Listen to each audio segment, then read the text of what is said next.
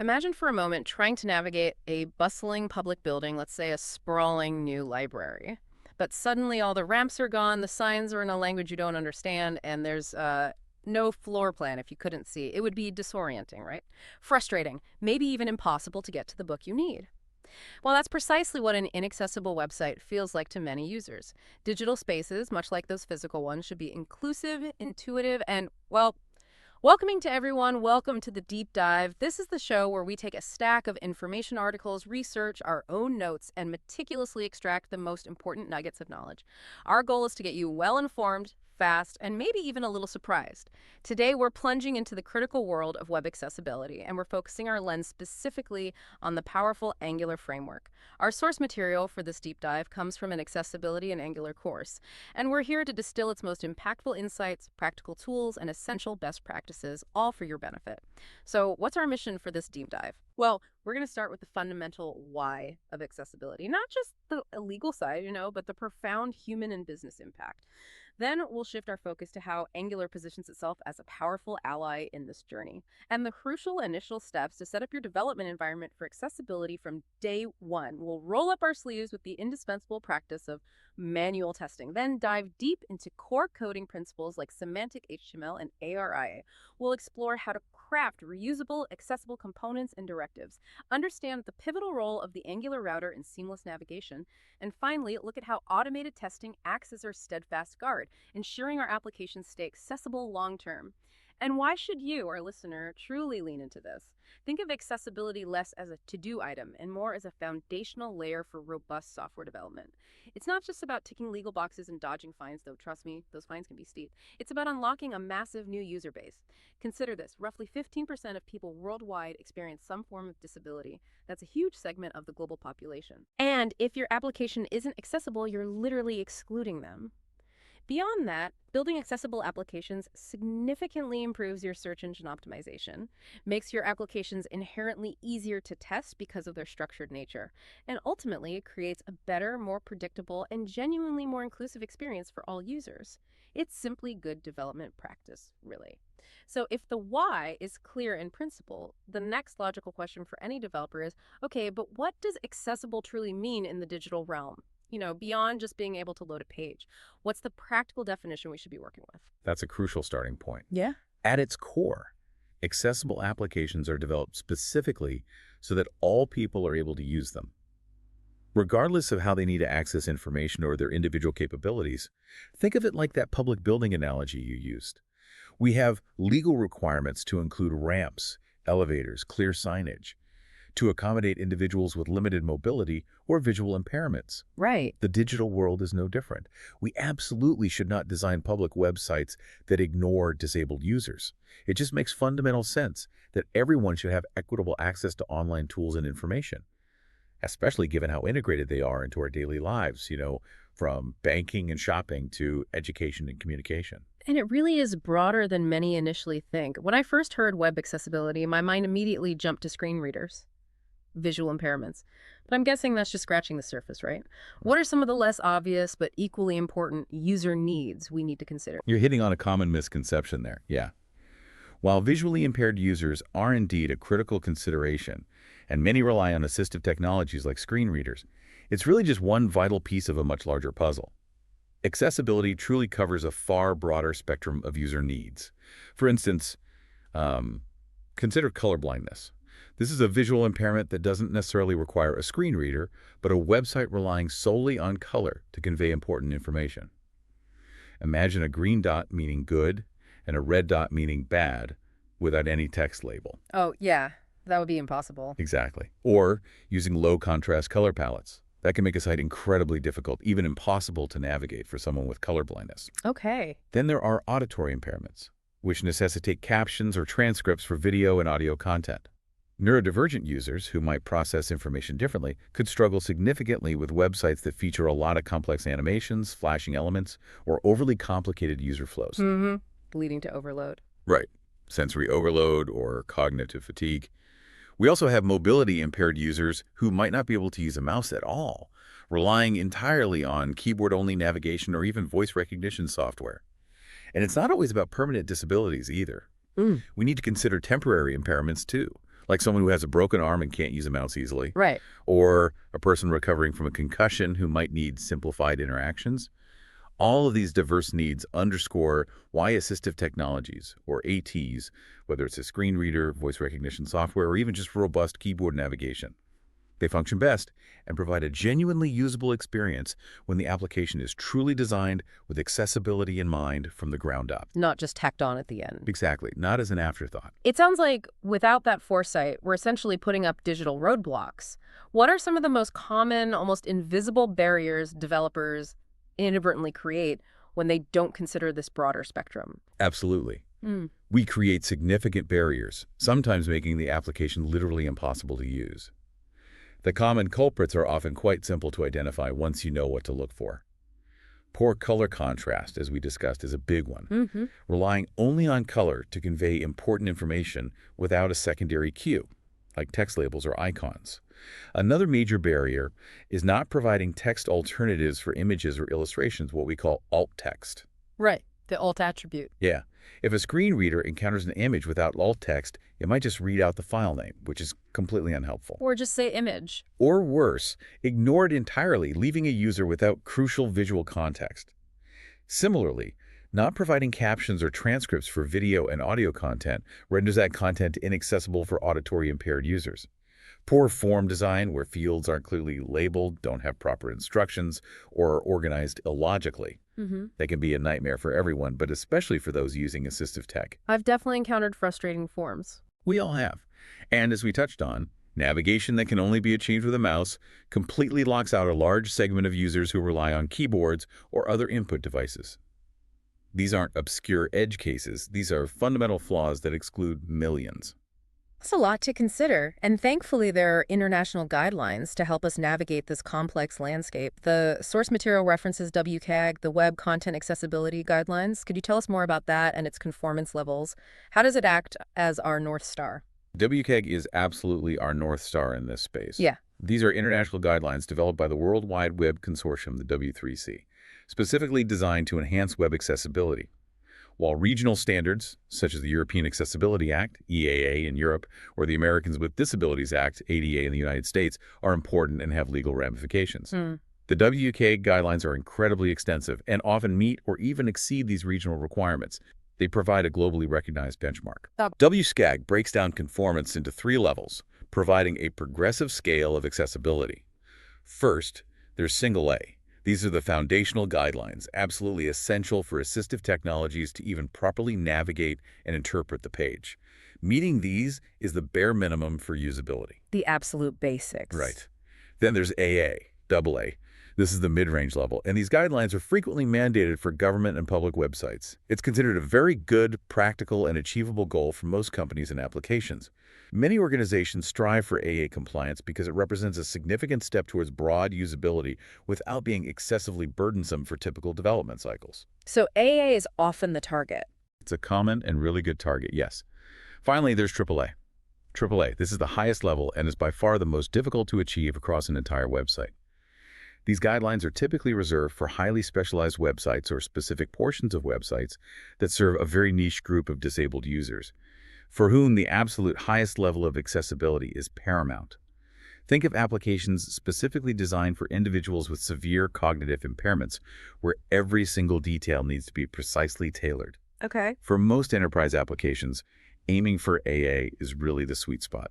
Here's where the perspective really shifts, isn't it? It's not just a checklist of requirements to tick off for compliance. It's about creating a fully functional and useful website for all users, regardless of how they need to access the information. And beyond the legal obligations, there are compelling, tangible reasons for every software engineer to wholeheartedly embrace accessibility as a core part of their craft. Absolutely. The primary reason is that it fundamentally makes our applications easier to use, not just for people with disabilities, but for everyone. When you're forced to think about logical structure, clear navigation, and predictable behavior for users who can't see a visual layout, you end up designing a more intuitive experience for every single user. That makes sense. Better structure helps everyone. Exactly. By creating a logical and predictable flow of information, you enhance the experience for all users. Consider this. So much of our daily lives, from banking to shopping to healthcare, are reliant on websites and online tools. Every user deserves to have equal access to that same information and functionality. With approximately 15% of people worldwide experiencing disabilities at some point in their lives, that's literally hundreds of millions of potential users who might simply be unable to access information or services on your website if it's not accessible. Wow, 15% is huge. It really is. If you're running an e-commerce site, that's a significant number of potential customers who literally cannot spend money on your platform. That's a direct hit to your bottom line. And beyond the ethical and market reach arguments, there are solid business benefits too, right? Because I know sometimes when developers hear accessibility, they think extra work, but there are significant positive side effects. Yes, there are, and they often surprise people. Accessible applications are frequently ranked higher in search engine results. Oh, interesting. SEO benefits. Definitely. Because search engines use many of the same structural and semantic cues that assistive technologies rely on to understand page content. Hmm. So, good accessibility practices translate directly into better SEO. They are also, somewhat counterintuitively, easier to test. Easier to test. How so? Because their predictable structure and behavior lend themselves exceptionally well to both automated and manual testing, which leads to fewer bugs and a more robust application overall. And as you mentioned, if none of those compelling reasons convince you, then let's talk about the hard consequences. Failing to meet regional requirements for accessibility can indeed result in substantial fines and even lawsuits. Right, the legal stick. Digital accessibility lawsuits have been on the rise globally, leading to companies having to pay significant penalties if their content isn't accessible. It's a legal risk that's simply not worth taking in today's digital landscape. It's an investment that pays dividends in user satisfaction, market reach, and legal safety. Hashtag tag 2. Angular's role in initial setup for accessibility. So we've established the critical why. Now, while the WCA guidelines aren't specific to Angular applications, it sounds like Angular brings a lot to the table to help us build accessible applications. How does Angular position itself as a strong accessibility ally? Because it's not like the framework makes your app accessible automatically. It provides the tools, right? Exactly. If we connect this to the bigger picture, Angular itself doesn't guarantee accessibility, but it certainly provides powerful, opinionated tools that make building accessible applications far more manageable and efficient. We can combine semantic HTML directly with Angular templates, allowing us to build out well-structured applications that perform exceptionally well with assistive technologies right from the component level. So using good HTML within Angular components. Right. The framework enables us to create custom, reusable directives and components that can be shared consistently across an application, ensuring that the foundational building blocks are accessible from the start. Plus, Angular has built-in accessibility support through its router module for managing focus and titles. And crucially, we can leverage its capabilities for automated testing to ensure a basic minimum standard of accessibility is consistently met throughout the development lifecycle.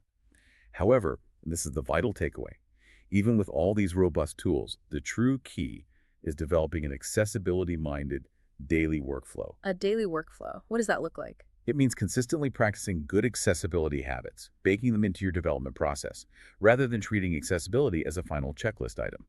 This proactive approach ensures that everything we design and release is accessible to the largest number of users possible, making it an integral part of development, not an afterthought or a last-minute fix. That focus on a daily workflow brings us to a crucial point: manual testing. The source material emphasizes what's called the 30% rule for automated tests. This is a bit unsettling if you're relying solely on tools. Why is manual testing so imperative if we have all these great automated tools? It's unsettling, but it's the truth. Automated tests, while incredibly valuable for catching basic and repetitive issues, things like missing alt tags or insufficient color contrast, they're only able to detect about 30% of accessibility problems. Only 30%. Wow. Yeah, there's simply no replacement for experiencing a website as a user with assistive technologies would. For sighted developers, or those who don't typically rely on ATs, it's genuinely difficult to fully understand how much context is visually implied on a website. Without performing manual tests like attempting to fill out a complex multi-step form with only the keyboard, or navigating an entire product catalog using only a screen reader. It's alarmingly easy to inadvertently create applications that are frustrating, confusing, or even literally impossible to use for some segments of your audience. Ideally, accessibility experts and actual users of assistive technologies should be engaged throughout the entire software development lifecycle. From the very beginning. From initial customer research and design prototyping all the way through to final user testing.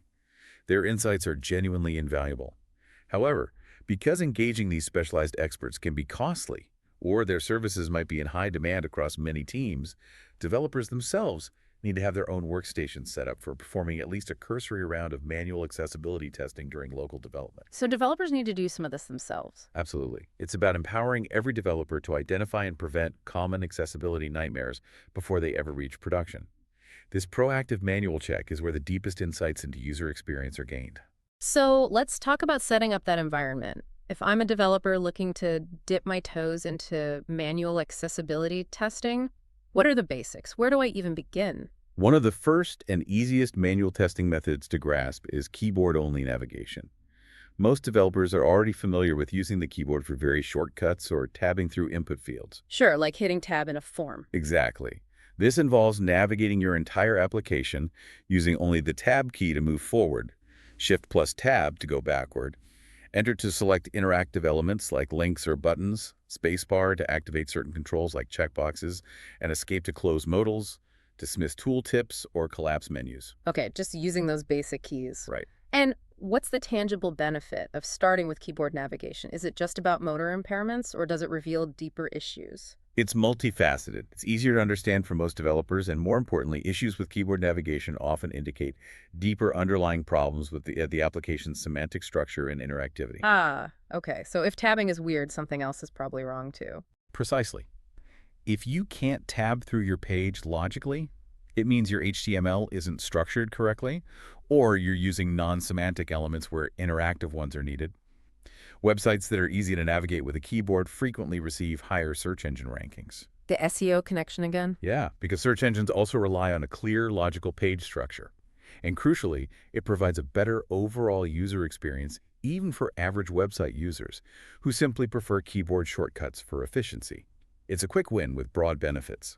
A critical detail to look for here is the Skip to Content navigation link. Skip to content. What's that? You've probably seen it on well-designed sites. When you tab through a page with a lengthy, repetitive header, think a global navigation menu with many items. Sometimes a visually hidden Skip to Content link will appear as the first focusable element. Activating this link transports the cursor directly to the main content area, bypassing all those repeated navigation options in the header. These skip links must be explicitly built into the application, but they are incredibly helpful, especially on content-heavy pages where a user might otherwise have to tab through dozens of elements just to get to the actual content they care about. Right, avoiding that endless tabbing through the header. Exactly. The source materials demo showed just how frustrating it is when a site doesn't have this, dropping you back at the top of the navigation after every single interaction. Beyond just keyboard navigation, experiencing the web with a screen reader is a whole other level. It's a truly eye-opening experience for developers who haven't tried it. What tools are available, and how do they differ fundamentally from simple keyboard navigation? It absolutely is eye-opening. Yeah. For local development and testing, you don't need expensive software. Free, built-in options like VoiceOver on Mac or Narrator on Windows work perfectly well and are readily available. So the one's already on my computer. Most likely, yes. Paid, more feature-rich options like JIDOES or NVDA are also widely used by individuals who rely on them full-time, and they often offer more advanced customization. The core functionality of screen readers is what truly differentiates them from simple keyboard navigation. While keyboard navigation primarily focuses only on interactive elements like links, buttons, and form fields, screen readers are designed to read every element on the website, including plain static text. Everything, even just paragraphs. Everything. So in the demo, the screen reader not only announced clickable links, but also read out headings, paragraphs, and even told the user how to interact with clickable elements, like to click this link, press Control Option Space. They essentially vocalize the entire DOM structure.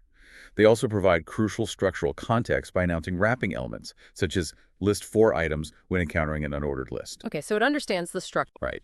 And a powerful feature screen readers offer is automatically building shortcut menus based on the page's structure.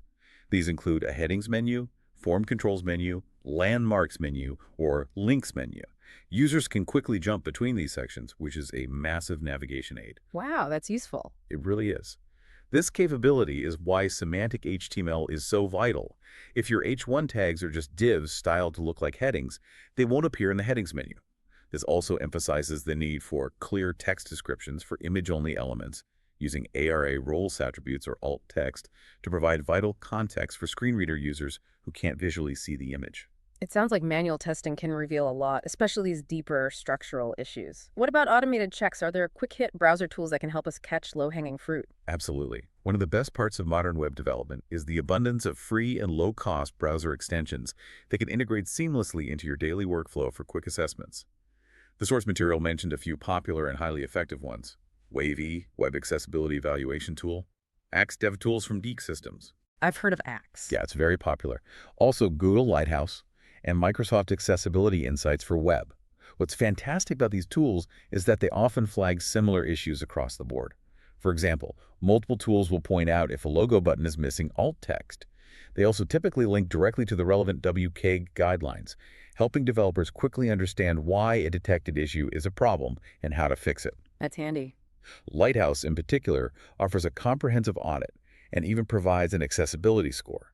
Crucially, even after giving an automated score, Lighthouse explicitly suggests performing manual testing, reinforcing that crucial 30% rule we talked about earlier. Right, back to the 30%. These tools are fantastic for a quick initial assessment, acting as a great first line of defense, but they don't replace the deep understanding gained from hands-on manual testing. And to catch errors even earlier in the development process, before the code even runs in a browser, there's ESLint. Eh, This is brilliant because if we're catching these basic errors with a linter, imagine the positive impact that has on our code, quality, and accessibility standards before we even compile or deploy.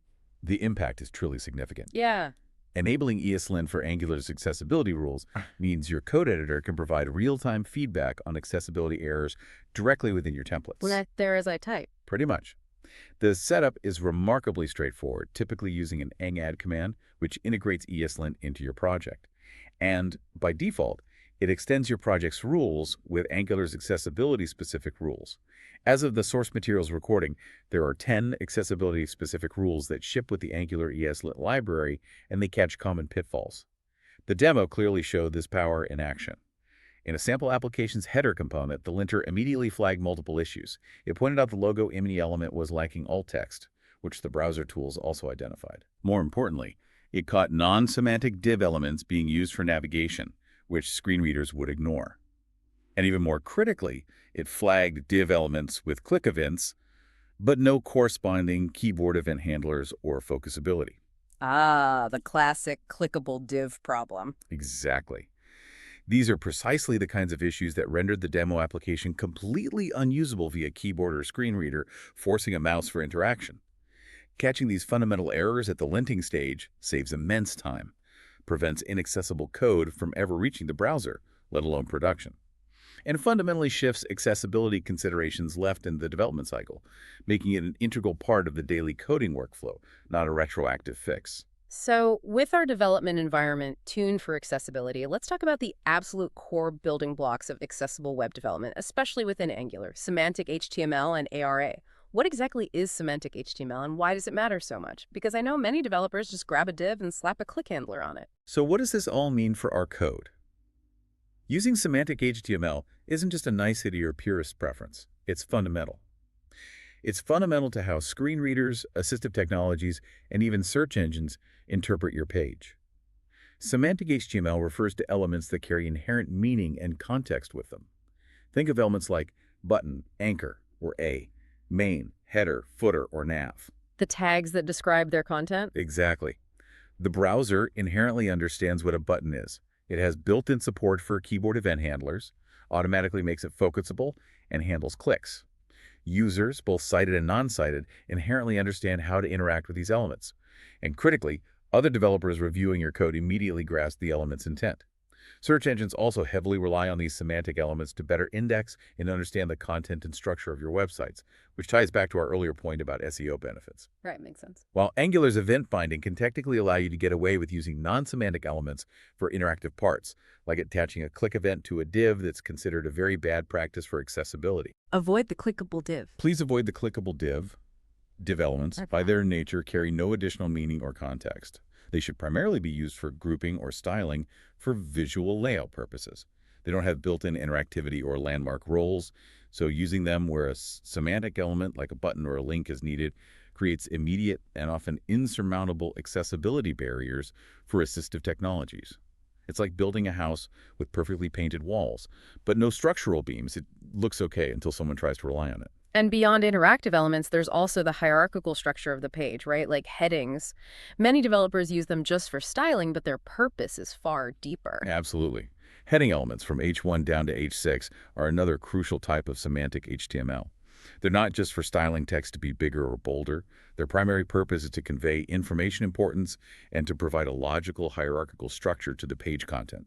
Like an outline. It's exactly like an outline. A key best practice is to have only one H1 element per page, which represents the main overarching title of that specific page. Then you nest subsequent headings in descending order without skipping any levels. So an H1 should ideally be followed by an H2, not an H3. Okay, no skipping levels. Right. In theory, a screen reader user should be able to create a mental outline of your entire website's content simply by listening to your heading tags. Many screen reader users navigate by jumping from heading to quickly outline the content of a page or find specific sections. So a well-structured heading hierarchy is an incredibly powerful navigation aid, equivalent to a well-organized table of contents. Websites that consistently follow good semantic HTML practices are often ranked higher by search engines, precisely because they are easier for algorithms to index and understand, benefiting everyone. Let's get into the practical application. How did the source material update the sample Angular application to leverage semantic HTML and fix some of those initial issues we found with ESLint and manual testing? The initial Angular CLI setup actually provides a surprisingly good starting point for accessibility. It's pretty good out of the box. It automatically adds the lang attribute to the HTML element, which is important for screen readers as it tells them the language of the page, satisfying WCAG guideline 3.1.1. Bye. It also includes a meta viewport element in the head, which is optimized for mobile devices and allows users to resize the website content, which helps with WCAG 1.4.4 for text resizing and responsiveness. The first major refactoring in the demo involved the app root component. Initially, the header was incorrectly placed inside the main element. Oh, header inside main. That's not right. No. Main is semantically meant to hold a page's primary, unique content. The fix was straightforward but crucial. Move the header outside of main, leaving only the router outlet within main. To maintain the overall visual layout that wraps the entire application, the styling was then applied to a new div element wrapping the entire application body in index.html. This is a great example of using div elements appropriately. For purely visual grouping or layout purposes, where no semantic meaning is intended or required, they are perfectly fine. So div for layout, not interaction. Precise. And what about fixing the actual header component itself, which we knew had significant issues from our initial testing, specifically that logo button? That was a big one, yeah. A classic example of good intentions with poor execution for accessibility. The logo, initially a div element wrapped in an H1 and forced to act like a button through JavaScript click handlers, was fundamentally problematic. H1 is a button. Yikes. Yikes is right. The fix involved changing it to an anchor tag. Since the logo serves as navigation back to the home page, an anchor tag with the built-in link role is the correct semantic choice. Crucially, a meaningful alt text was added to the image within the anchor, something like home, just like people pet boutique. This ensures that screen readers announce the destination of the link and its purpose, not just the image file name, providing vital context for users who can't see the visual branding. Okay, that makes sense. Announce the destination. Right. The navigation menu was another accessibility disaster zone, built entirely with non-semantic div elements and relying on Angular click events to force interactivity. This was systematically refactored to use a nav tag, which inherently has a navigation landmark role for screen readers. Ah, the nav tag. Exactly. Play. Containing an unordered list, with each menu option as a list item, wrapping an anchor tag. This immediately gives screen readers and search engines the proper, understandable structure, making it natively navigable by keyboard as well. The product submenu sounded particularly complex. With its hiding and showing behavior, I can imagine that being a huge trap for accessibility if not handled correctly. How was that made accessible, especially with that quirky CSS setup? That was a prime example of a common pattern that creates huge barriers. Yeah. The original implementation used CSS for hiding and showing the submenu, relying on a hidden checkbox that was removed from the DOM and not focusable. Removed from the DOM? How could you even interact with it? You couldn't. That was the point. It was completely inaccessible for keyboard or screen reader users because the checkbox literally didn't exist in the accessibility tree for them to interact with. Additionally, content added using CSS before or after pseudo-elements is also not readable by screen readers, Oh, wow. which was how the visual caret icon indicating a submenu was added. So visually, it might have worked, but functionally, it was broken for many users. The solution was multifaceted, addressing both the visual and functional aspects. First, the CSS-generated caret was replaced with a semantic span element that could be visually hidden or revealed. Okay, a real element. Second, and crucially, angular structural control flow, in your key, was used to conditionally render the submenu list items only when show menu was true. Ankily, instead of just CSS hiding. Yes, this is vital because if elements are merely hidden with CSS display none or visibility at hidden, they can still sometimes receive focus and cause the cursor to disappear for keyboard users, leading to extreme frustration. Ah, the focus trap problem. Right. By using im, the submenu items are physically removed from the DOM when hidden, preventing cursor loss during keyboard navigation. Finally, keyboard event handlers, key down dot escape, were added to both the main products button that opens the submenu and to the submenu's anchor tags. This allows users to easily close the submenu by pressing the escape key, which is a common and expected interaction pattern for dropdowns or modals. Nice. Escape to close is standard. This holistic approach makes the entire menu predictable and usable for all input methods. So once we have that strong semantic foundation with our HTML, how do ARIA attributes fit in? Are they for situations where native HTML isn't quite enough to convey the necessary meaning or state to assistive technologies? Precisely. ARIA, which stands for Accessible Rich Internet Applications, provides a set of attributes that you can add to HTML elements to provide additional context for screen readers, especially when native semantic HTML alone isn't sufficient or doesn't have a direct equivalent. It's like adding extra metadata or clarifying annotations to elements that helps assistive technologies better understand their purpose, current state, and properties, especially for complex UI patterns that might not have a direct semantic HTML tag, like a custom carousel or a tab panel. Okay, so it adds extra info. Exactly.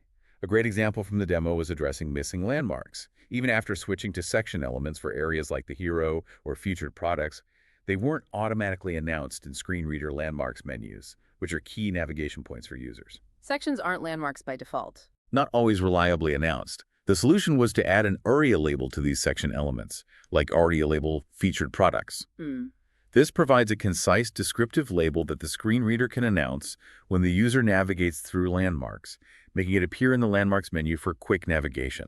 It essentially gives a name to an otherwise generic structural element.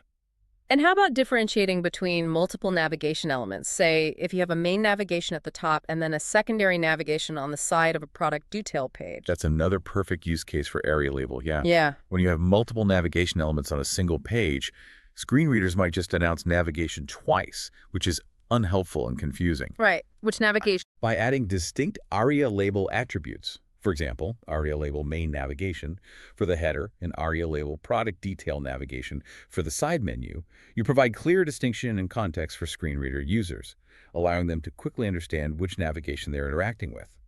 ARIA also plays a crucial role in indicating element states dynamically. For instance, on the product submenu button we just discussed, the ARIA expanded attribute was used. This attribute dynamically tells screen readers whether the menu is currently expanded or collapsed, providing critical context about its interactive state to the user.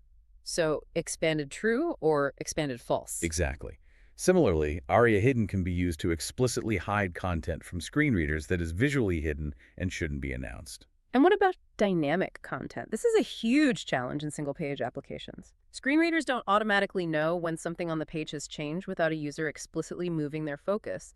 How do we ensure critical updates like a form submission message are announced? This is a significant challenge, as you said, especially with modern single-page applications where content frequently changes without a full-page reload.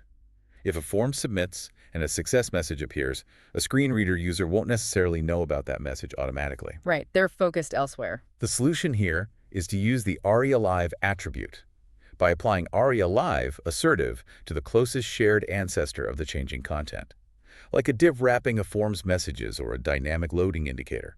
You tell the screen reader to interrupt its current reading and immediately announce the update. Assertive means interrupt right away. Yes, assertive is a strong setting.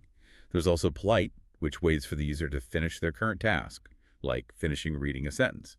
But for important updates like successor messages, assertive is often needed. This is absolutely crucial for form submissions, real-time error messages, dynamic loading indicators, or any immediate feedback that needs to be communicated to the user. And here's a surprising but vital detail that's often missed, leading to unnecessary screen reader chatter. For an MG element that is purely decorative and provides no meaningful information to a user, such as a background graphic, a small non-contextual icon, or a divider line, it should have an empty alt attribute. So alt. Empty, not missing. Empty, exactly. If you omit the alt attribute entirely, the screen reader will often announce the file name, which is typically unhelpful and noisy, adding cognitive load for the user. An empty alt attribute signals to the screen reader that the image can be safely ignored, cleaning up the auditory experience. Oh, good tip. Alt for decorative images. Very important. Hashtag 4. Styling and reusability for consistent accessibility. Beyond structural integrity and semantic meaning, styling also plays a huge, often underestimated role in accessibility. How do seemingly simple things like colors, font sizes, and even page width impact user interaction? And what principles should we follow in Angular to ensure our designs are inclusive? The impact of styling is truly immense. Yeah. Colors, font sizes, and even how a page responds to different widths can profoundly affect how users interact, particularly those with visual impairments, color blindness, or specific cognitive needs. One key principle for managing this is the use of design variables, or design tokens. CSS variables, you mean? Exactly. CSS variables, or SAS variables compiled down. These are centralized definitions for things like your color palette, font sizes, line heights, and spacing, often declared globally in a styles.scs file using the .root selector in CSS. This centralization makes it incredibly easy to adapt your design for accessibility, like quickly changing a low-contrast color to a compliant one across your entire application from a single authoritative spot. It's a game changer for maintaining consistency and making global adjustments. Nice. Change it once, fix it everywhere. Pretty much. For sizing units, REM units are highly recommended for font and border-related sizing. REM units. Why those specifically? REM stands for root, meaning they resize relative to the root HTML element's font size.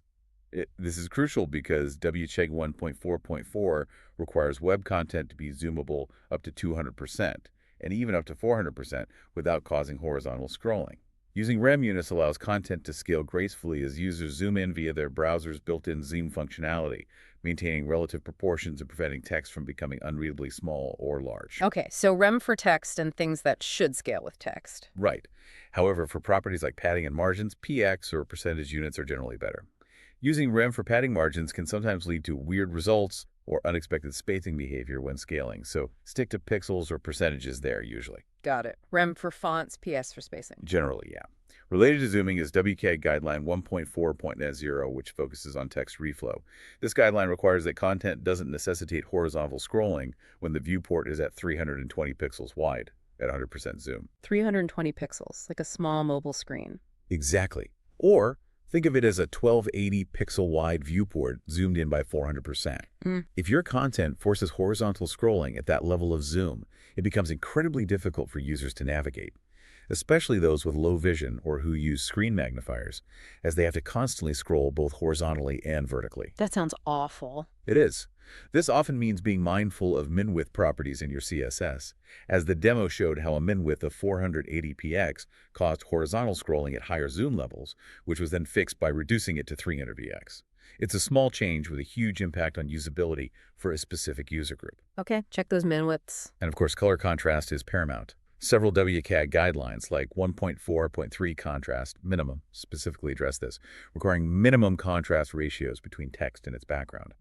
While there are many excellent online tools to check color contrast against WCAG standards, having your colors defined as design variables makes it much easier to adjust them if they don't meet the required contrast ratios across your entire application. Makes sense.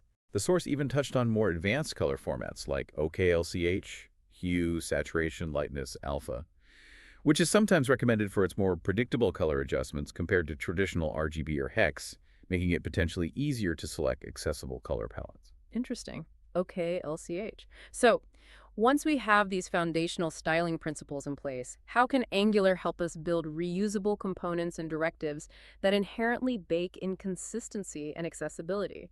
Because consistency is key for users learning how to interact with an application. That's precisely right. Consistency is paramount. Yeah. If a component behaves the same way everywhere in your application, whether it's a button, a form field, or a navigation item, It becomes much easier for all users to understand and interact with it, regardless of their input method or assistive technology. It reduces cognitive load and improves predictability. Let's take the custom Add to Cart button component demonstrated in the source material. This wasn't a native HTML element. It needed to increment, decrement, and dynamically display the quantity. Right, the one with the plus minus buttons. Exactly. The clever implementation wisely wrapped natively interactive HTML button elements inside the custom component. This leverages the browser's built-in accessibility for buttons, like inherent keyboard focusability and click handling, while allowing for custom Angular logic. It injected a service for the cart logic and used Angular input properties for dynamic data, like product-id, and signals for reactivity, ensuring the component was both functional and responsive. Okay, so using native buttons inside the component. Yes, fundamentally. Now, for accessibility enhancements on this custom component, since the decrement button was just a minus sign in the increment A+, descriptive ARIA label attributes were crucial. So you'd add ARIA label, remove one from cart to the decrement button, and ARIA label add one to cart to the increment button. Makes sense. Tells the user what the symbols mean. Exactly. This tells screen readers what these visually simple icons actually do. For the quantity displayed in the middle, which changes dynamically, wrapping it in a span and adding ARIA Live assertive to that span, or its nearest changing ancestor, ensures screen readers announce the quantity changes immediately without the user having to manually refocus. ARIA Live again for dynamic updates. Right. Furthermore, a computed signal was used to provide a conditional ARIA label for that middle button. Instead of just add one to cart, always, it could dynamically announce one in cart, two in cart, or add one to cart if the quantity was 0. Oh, that's really specific feedback. Yeah, this provides highly specific and useful feedback to screen reader users about the current state of their cart. That's a fantastic example of building in accessibility from the component level, giving very specific dynamic feedback. What about custom directives? How do they help us apply consistent styles or behaviors across various components without repeating code, which can become a maintenance nightmare? Custom directives are perfect for this. Yeah. They allow you to define a set of styles or behaviors once, and then apply them as an attribute to any HTML element or component where needed. The JLP button directive example from the course illustrated this beautifully. It defined base styling, like padding, font size, and crucial min-width and min-height properties. These minimum dimensions are key for meeting WSCAG 2.5.8, which specifies a minimum target size for interactive elements. Minimum target size. Yeah, 24 by 24 pixels for AA conformance, and even 44 by 44 pixels for AAA. This ensures that buttons are easily clickable or tappable for users with motor impairments or those on touch devices. Okay, so the directive enforces size. Among other things, it also used a host listener to apply dynamic hover and focus states, which are important visual cues for users. An important detail here was conditionally applying focus styles based on the native element.disabled property. Why is that important? This prevents disabled buttons from incorrectly showing focus states, which would be misleading for users, indicating something is interactive when it's not. It's a subtle but important detail for a smooth user experience. Right. Don't highlight something you can't click. Exactly. And there's a more advanced technique mentioned in the source material, the Directive Composition API. That sounds like a bit of a mouthful, but what problem does it actually solve for reusability? The Directive Composition API is a powerful feature introduced in Angular that truly extends the reusability of directives. It's really neat. The problem it solves is when you have a core directive, like our JLP button directive, that defines basic button styles, but then you need slight variations. For example, some buttons need an additional style, like a border radius, but not all of them. Okay, so variations on a theme. Right. Before this API, you might have ended up copying and pasting the existing directives code, which leads to duplicated code and maintenance headaches. The solution is elegant. You create a new directive, let's call it JLP border button directive. That new directive hosts the original JLP button directive using the host directive's metadata property. Hosts it. How does that work? It essentially says, apply all the styles and behaviors from JLP button directive here first. Then the new directive, JLP border button directive, simply adds its unique style, like border radius, or any other specific behavior it needs on top. This allows you to combine the behaviors and styles of multiple directives onto a single element without code duplication. Ah, layering directives. Exactly. Greatly promoting reusability and maintainability while ensuring consistent accessibility features are inherited and extended. It's a clean way to build up complex behaviors from smaller, composable units. We've talked about building custom components, but many Angular developers rely heavily on established component libraries. How does something like Angular Material help with accessibility right out of the box, and what's the trade-off? That's a fantastic and very practical point, yeah. Libraries like Angular Material are a huge asset here, because they're built with accessibility in mind from the ground up, following WSEG guidelines as closely as possible. Their components, whether it's buttons, form fields, navigation drawers, or dialogues, often include correct semantic HTML, appropriate ARA attributes, and robust keyboard navigation support by default. So they handle a lot of the basics for you. A lot of the basics. For example, their dialog components handle focus trapping, Focus trapping. meaning that when a dialog opens, keyboard focus is contained within it, preventing users from accidentally tabbing out to the background content, which can be really confusing. Okay, yeah, that's important. This gives you a massive head start, significantly reducing the burden of implementing these core accessibility features yourself for common UI elements. It's like getting a set of pre-built, code-reviewed, accessible Lego blocks. But there's a trade-off, you said. Well, the trade-off is perhaps too strong a word. It's more that while they provide a strong foundation, you still need to configure them correctly for your specific content and apply accessible practices for any custom content you put inside them.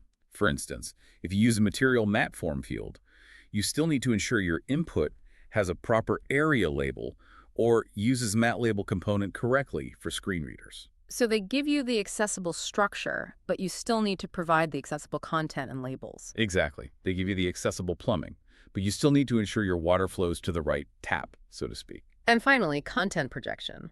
How does that help standardize layouts for accessibility, especially when dealing with repetitive page structures that require specific ARIA roles or headings? Content projection is incredibly useful for creating standardized container components that enforce accessibility patterns. Yeah.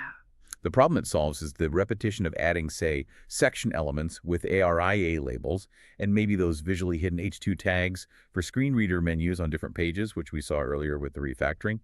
Doing that manually for every new page is tedious and prone to error. Copy-paste errors waiting to happen. Absolutely. The solution was to create a container component, like the two-panel layout component in the course, that uses in-content for content projection. In-content acts as a placeholder where content passed into the component from its parent will be rendered. Okay, like a slot you fill. Exactly. The select property allows you to name these slots, for instance, select left wrapper and select right wrapper, to specify exactly where projected content should go within the container's template. The beauty of this is that the container component itself can include the common accessibility boilerplate, like the section element with a required dynamic ARIA label input, maybe a visually hidden H2 element for screen reader headings, and potentially even an ARIA live setting for dynamic content updates within the projected areas. So the container handles the standard accessible structure. Right. This ensures consistency in basic landmark and header menus across new pages, effectively building core accessibility directly into the page structure without manual repetition for every new view. It's a powerful architectural pattern for baking in accessibility by default. Navigation is a core part of any web application, and Angular's router is key to that experience in single-page applications. So much depends on it working smoothly. How can we use the Angular router to improve accessibility, starting with something as fundamental as dynamic route titles? Dynamic route titles are a simple but profoundly impactful accessibility improvement that the Angular router makes incredibly easy. Yeah. The problem is that default browser tab titles are often generic, something like Angular app or even just the domain name. Right, not very descriptive. Not at all, which isn't helpful for users trying to orient themselves in a sea of open tabs or for screen readers trying to convey the current page context. The solution is straightforward. You add a title property to each route declaration in your Angular routing configuration.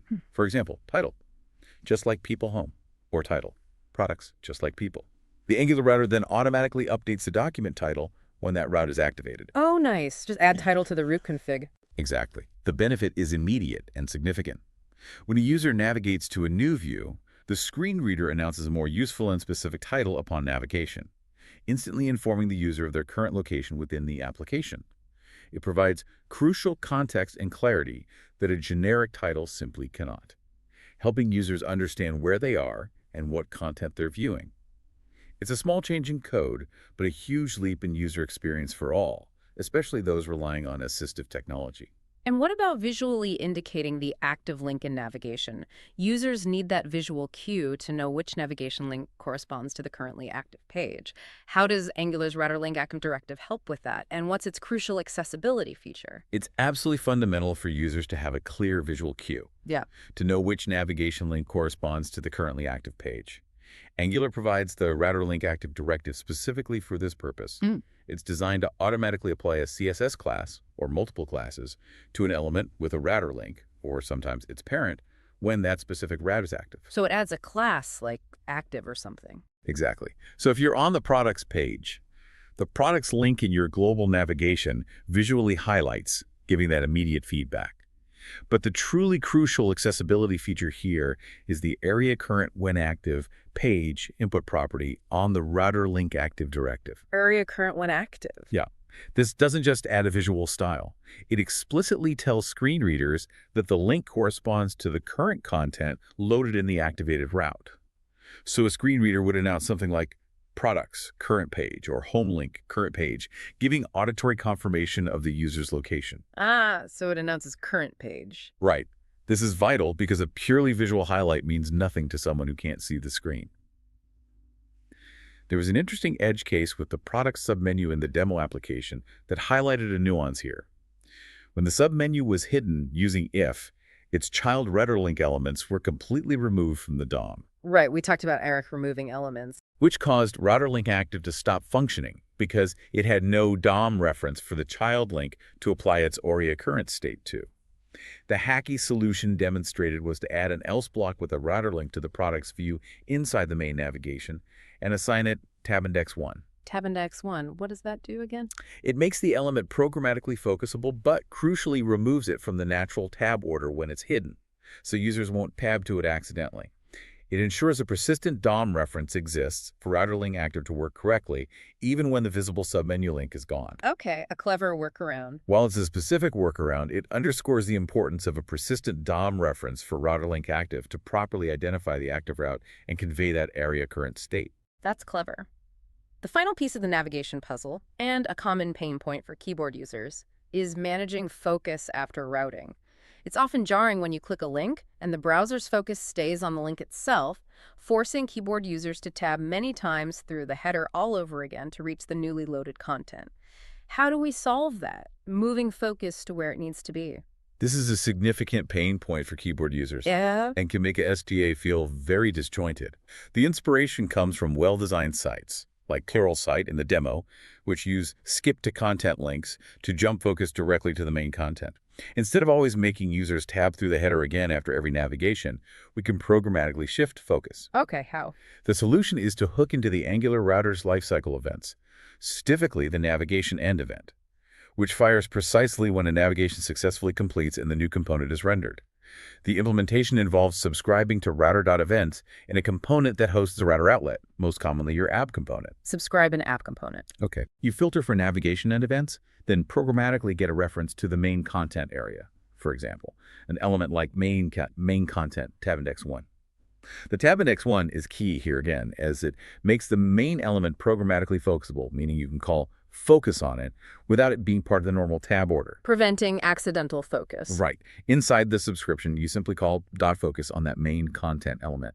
This immediately shifts the browser's focus to the newly loaded content, allowing keyboard users to start interacting with the new view without unnecessary repetitive tabbing. This raises an important question, though.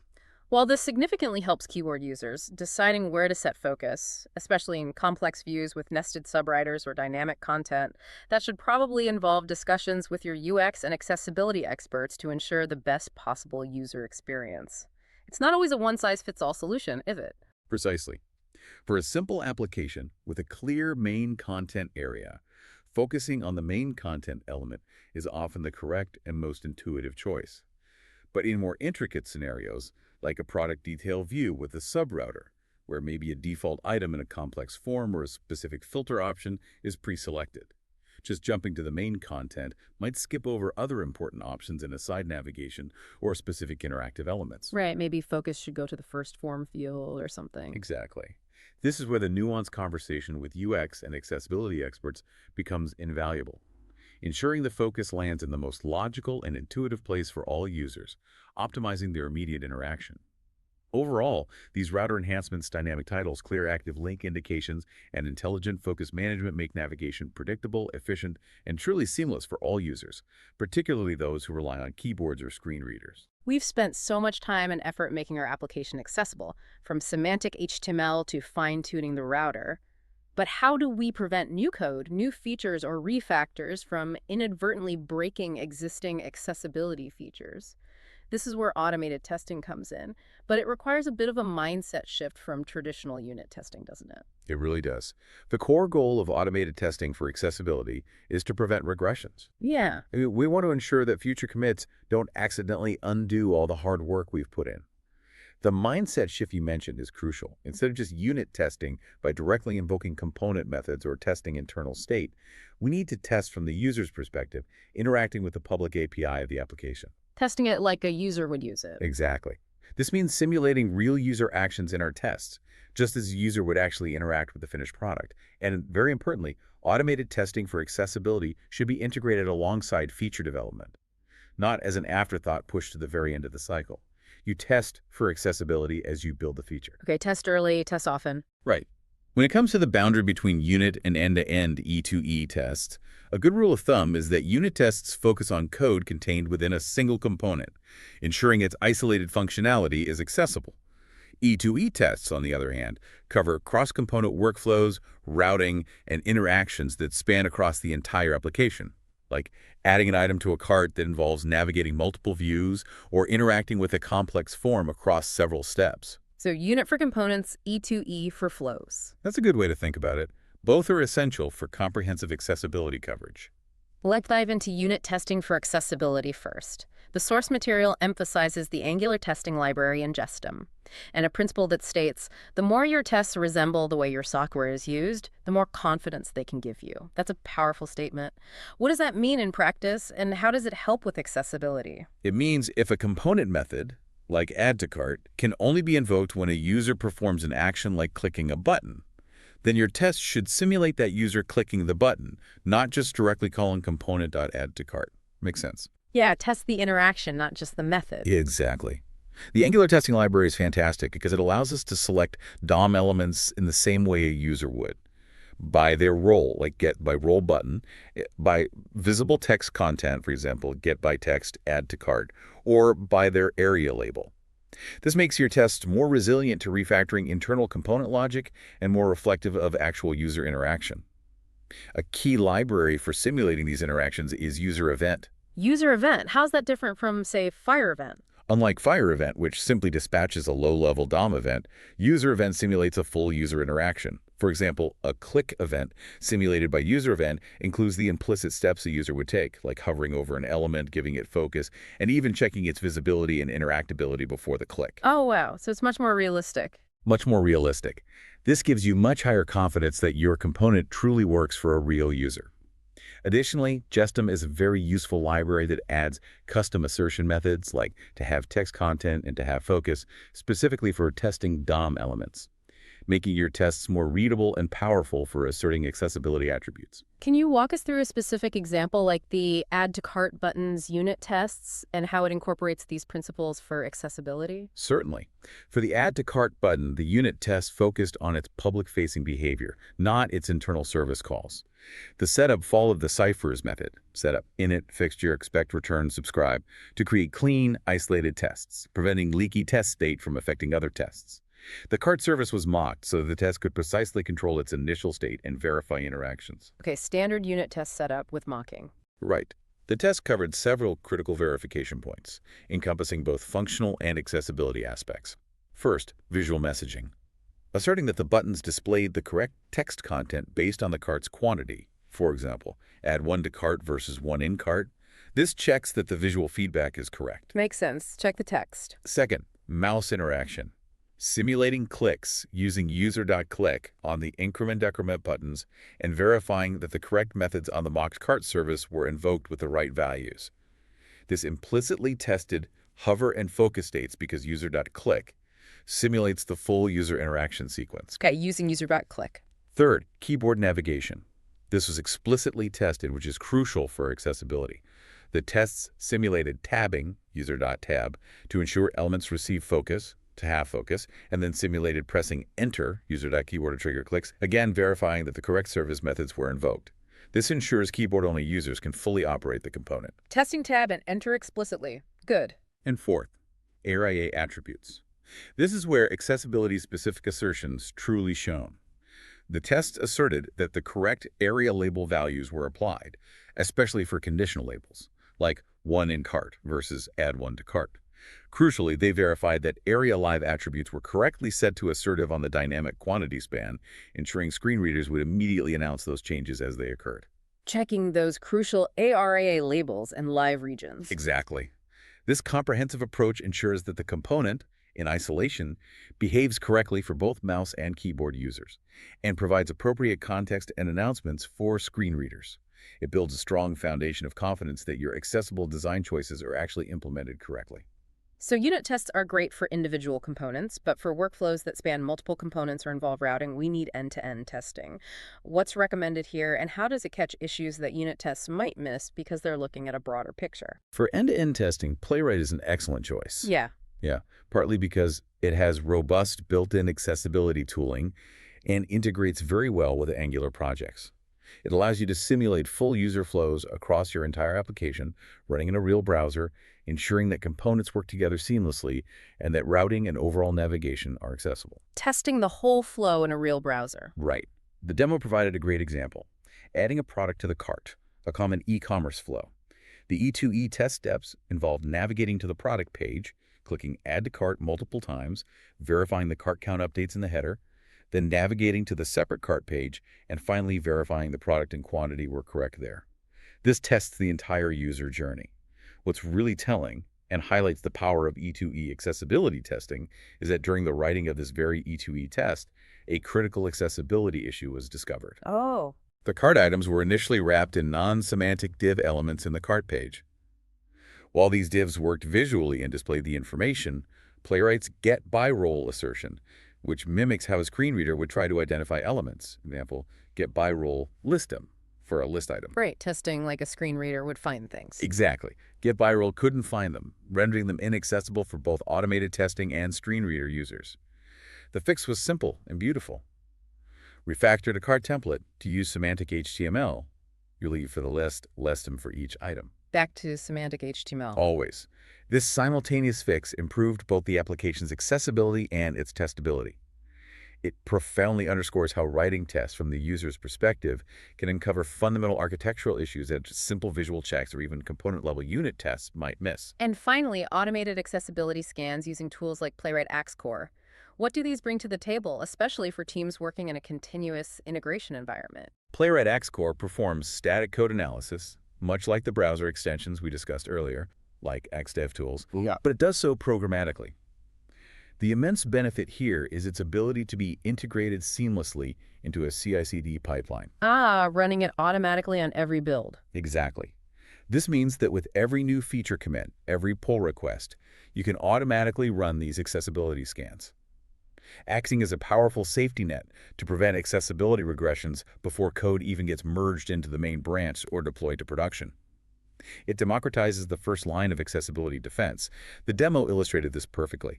When ax.check was run on the homepage, it immediately flagged an error. The H1 element on the homepage was not contained within a landmark element. It was only wrapped directly in the body tag. So H1 outside of main or header. Right.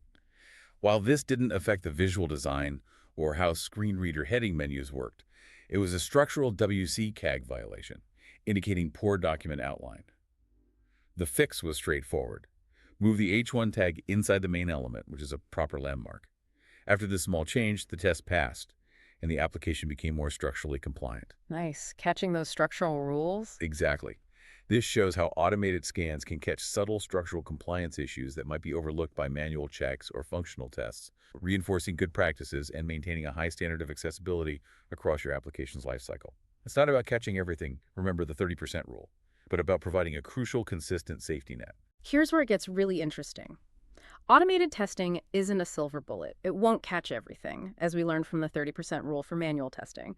But it's an incredibly powerful, consistent safety net that works hand in hand with manual testing and a strong, proactive, accessibility-minded workflow to catch issues early, prevent regressions, and ultimately ensure lasting accessibility throughout your application's evolution. It's a continuous commitment, not a one-time task. Absolutely. It's a whole ecosystem of practices working together. Hashtag outro. And that brings us to the end of this deep dive into accessibility in Angular. We've journeyed from truly understanding the fundamental why of accessibility and its broad, often underestimated impact on all users. Through leveraging Angular's powerful tools like semantic HTML, contextual ARIA attributes, thoughtful styling with design variables, and building highly reusable, inherently accessible components and directives, we saw how the Angular router can significantly enhance navigation for everyone. And finally, how establishing robust, automated testing workflows helps maintain accessible applications over time, catching regressions before they become a problem. You know, accessibility isn't a one-time feature to implement and then forget about. It's truly an ongoing commitment and an integral part of your daily workflow as a developer. The more you practice writing accessible code, the more natural and intuitive it becomes. It really does. It fundamentally makes our applications better, not just for users of assistive technology, but for everyone, creating more predictable, robust, and genuinely usable experiences. Yeah, it just cleans up your code and improves your app's foundation overall. Exactly. So as you go about your day, what's one accessibility habit you can integrate into your daily workflow starting today? Maybe it's a commitment to always adding meaningful alt text to images, or just taking 5 minutes to tab through your own application to experience it without a mouse. Even small steps make a huge difference. Exactly. I encourage you to explore specific WCAG guidelines that are most relevant to your work. Dive deeper into the tools we mentioned, like Playwright or Axe DevTools. Or simply try manually testing one of your own applications using just keyboard navigation and a built-in screen reader. It's truly eye-opening, and I guarantee you'll discover something new about how people interact with your software. Thank you for joining us on this deep dive. Until next time, keep digging.